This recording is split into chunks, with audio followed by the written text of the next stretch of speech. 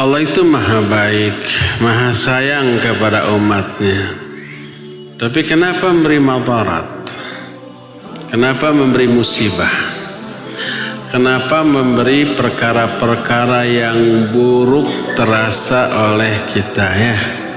Seringkali orang yang diberi kemadaratan atau musibah tersebut orang-orang soleh dengan kadar kesolehan yang luar biasa.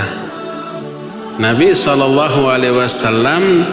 manusia dengan kadar kesolehan yang paling tinggi, paling takwa, paling puncak. Oleh Allah diberi enggak penderitaan? Iya. Diberi enggak hal-hal yang madarat? Iya. Kenapa? Karena kasih sayang Allah kepada mereka. Nabi SAW bersabda, Innallaha idza ahabba qauman ibtalahum. Sesungguhnya Allah bila mencintai suatu kaum, Allah berikan musibah kepada mereka. Loh kok bisa mencintai tapi memberi musibah, mencintai tapi memberi madarat? Dijawab, iya bisa.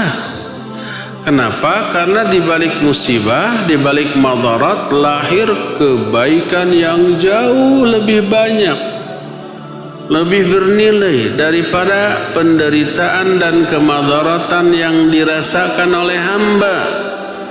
Apa saja sih kebaikannya? Pertama, dosa-dosa gugur dengan penderitaan yang dialaminya, walaupun dia tidak tobat dari dosa itu, tapi gugur. Apapun penderitaannya, sakit, lelah, ya, risau, galau, sedih, resah, gelisah, baik fisik ataupun psikis, penderitaan yang teralami oleh manusia menghapus dosa-dosa yang dialami, yang dilakukan oleh orang tersebut. Kedua, diberi pahala atas kesabarannya. Begitu diberi musibah, Allah anugerahkan hidayah kesabaran. Kesabaran ini melahirkan pahala yang luar biasa besar. Ketiga, dengan diberikan musibah, doanya itu dikabul, didengar oleh Allah. Orang itu mendekat kepada Allah Azza wa Jalla, menjerit di tengah penderitaannya, dan Allah amat suka mendengar jeritan orang-orang mukmin di tengah musibah yang dialaminya. Dan banyak lagi tuh keuntungan-keuntungan lain. Selain mental orang itu akan tambah kuat dan hebat dibanding sebelumnya. Sebagai ilustrasi ini, gambaran begini. Kita guru umpamanya, punya banyak murid. Di antara murid itu ada murid tertentu yang baik, disiplin, rajin, pinter, sopan. Kita suka kepada murid itu. Kita lebih sayang dibanding murid yang lain.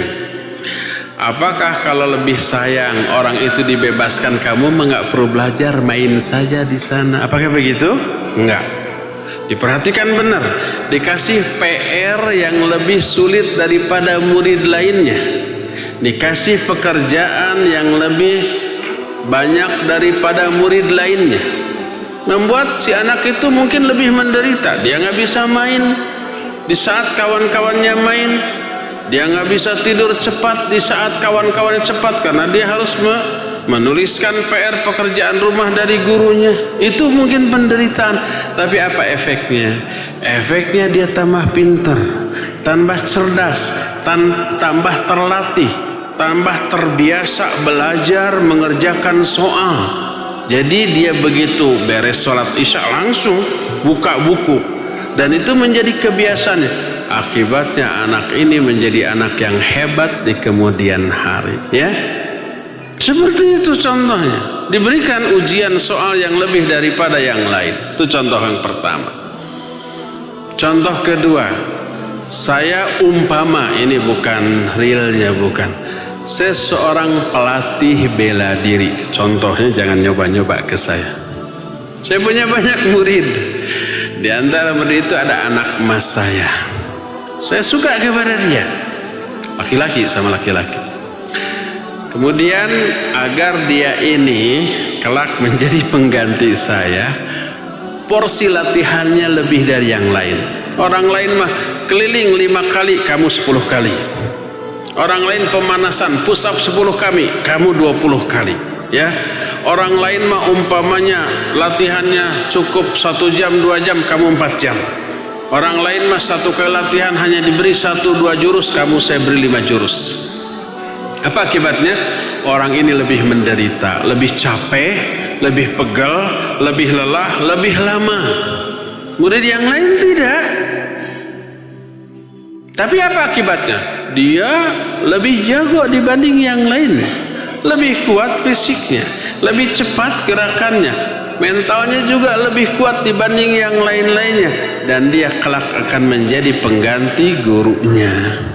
Coba lihat kasih sayang seorang manusia kepada orang yang dikasihinya mengakibatkan orang yang dikasihinya ini diberikan hal-hal yang membuat orang itu menderita, tapi efeknya jauh lebih hebat dibanding kepada yang lainnya. Apa ini fakta? Ya, rasional enggak? Rasional. Logis enggak?